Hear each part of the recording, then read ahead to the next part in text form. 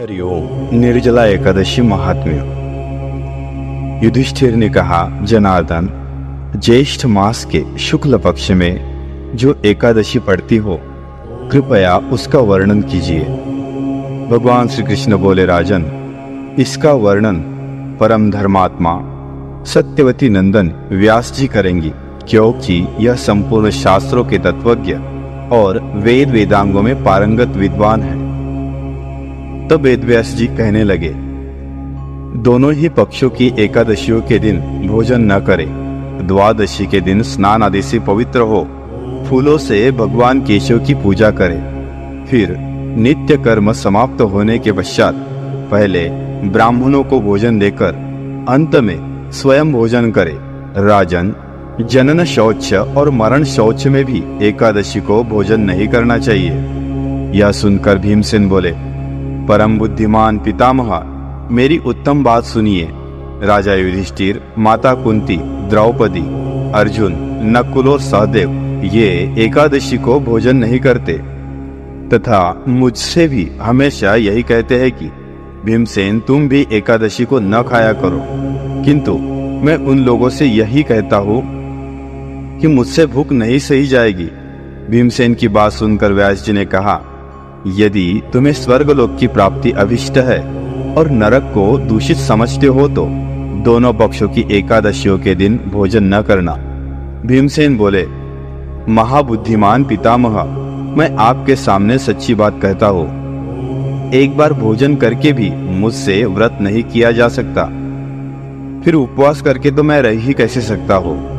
मेरे उदर में वृक नामक अग्नि सदा प्रज्वलित रहती है, अतः जब मैं बहुत अधिक खाता हूँ तभी वह शांत होती है। इसलिए महामुने, मैं वर्ष भर में केवल एक ही उपवास कर सकता हूँ, जिससे स्वर्ग की प्राप्ति सुलभ हो तथा जिसके करने से मैं कल्याण का भागी हो सकूं। ऐसा कोई एक व्रत निश्चय करके बताइए, मैं उसका यथोचित रूप से पालन करूंगा।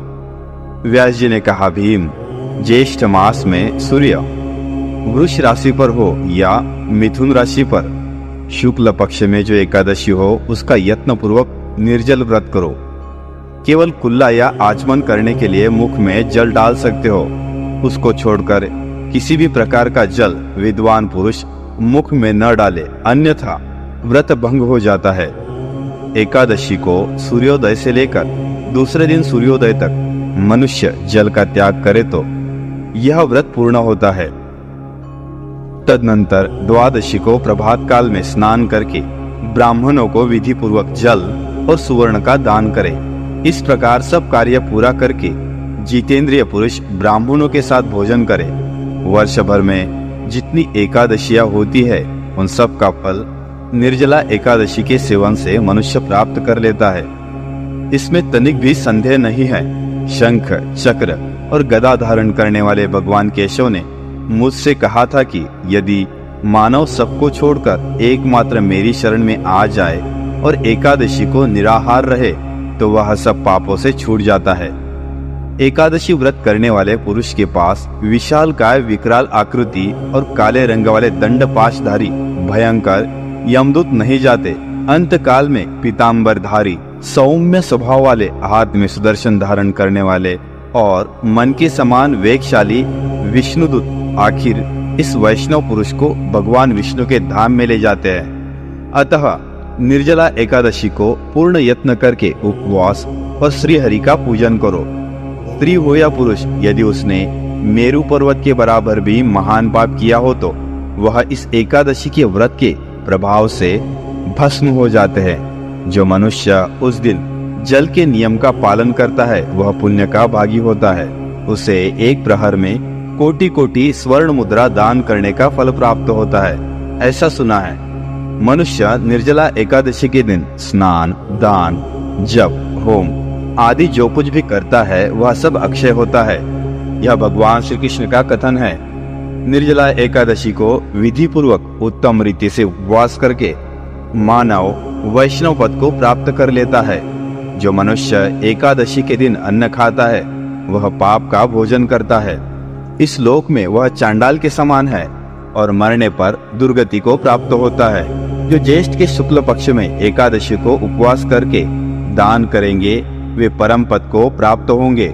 जिन्होंने एकादशी को उपवास किया है वे ब्रह्म हत्यारे, शराबी, चोर तथा गुरुद्रोही होने पर भी सब पातकों से मुक्त हो जाते हैं। कुंती नंदन, निर्जला एकादशी के दिन श्रद्धालु स्त्री पुरुषों के लिए जो विशेष दान और कर्तव्य विहित है उन्हें सुनो। उस दिन जल में शयन करने वाले भगवान विष्णु का पूजन और जलमयी धेनु का दान करना चाहिए अथवा प्रत्यक्ष धेनु या घृतमयी धेनु का दान करना चाहिए। पर्याप्त दक्षिणा और भांति भांति के मिष्ठान्नों द्वारा यत्न पूर्वक ब्राह्मणों को संतुष्ट करना चाहिए। ऐसा करने से ब्राह्मण अवश्य संतुष्ट होते हैं और उनके संतुष्ट होने पर श्री हरि मोक्ष प्रदान करते हैं।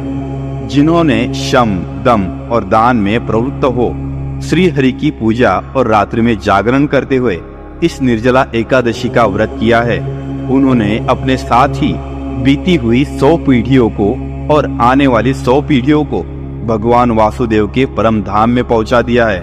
निर्जला एकादशी के दिन अन्न, वस्त्र, गौ, जल, शैया, सुंदर आसन, कमंडलू तथा छाता दान करने चाहिए। जो श्रेष्ठ तथा सुपात्र ब्राह्मणों को जूता दान करता है वह सोने के विमान पर बैठकर स्वर्गलोक में प्रतिष्ठित होता है। जो इस एकादशी की महिमा को भक्ति पूर्वक सुनता है अथवा उसका वर्णन करता है वह स्वर्गलोक में जाता है। चतुर्दशी युक्त अमावस्या को सूर्य ग्रहण के समान श्राद्ध करके मनुष्य जिस फल को प्राप्त करता है वही फल इसके श्रवण से भी प्राप्त होता है।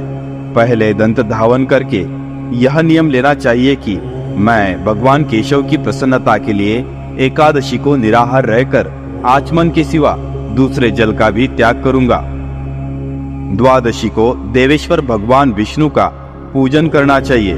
गंध, धूप, पुष्प और सुंदर वस्त्र से विधि पूर्वक पूजन करके जल के घड़े के दान का संकल्प करते हुए निम्नांकित मंत्र का उच्चारण करें। देव देव ऋषिकेश संसारार्णवतारक उदकुंभ प्रदानेन नयमाम परमाम गतिम। संसार सागर से तारने वाले हे देव, हे ऋषिकेश, इस जल के घड़े का दान करने से आप मुझे परम गति की प्राप्ति कराइए।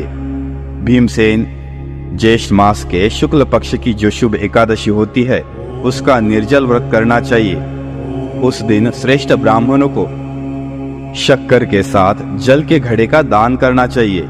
ऐसा करने से मनुष्य भगवान विष्णु के समीप पहुंचकर आनंद का अनुभव करता है। तत्पश्चात द्वादशी को ब्राह्मण भोजन कराने के बाद स्वयं भोजन करे। जो इस प्रकार पूर्ण रूप से पाप नाशिनी एकादशी का व्रत करता है वह सब पापों से मुक्त हो आनंदमय पद को प्राप्त होता है। यह सुनकर भीमसेन ने भी इस शुभ एकादशी का व्रत आरंभ किया। तब से यह लोक में पांडव द्वादशी के नाम से विख्यात हुई। व्रत खोलने की विधि: द्वादशी को सेवा पूजा की जगह पर बैठकर भुने हुए 7 चनों को 14 टुकड़े करके अपने सिर के पीछे फेंकना चाहिए। मेरे 7 जन्मों के शारीरिक, वाचिक और मानसिक पाप नष्ट हुए, यह भावना करके 7 अंजलि जल पीना और चने के साथ दाने खाकर व्रत खोलना चाहिए। हरिओम।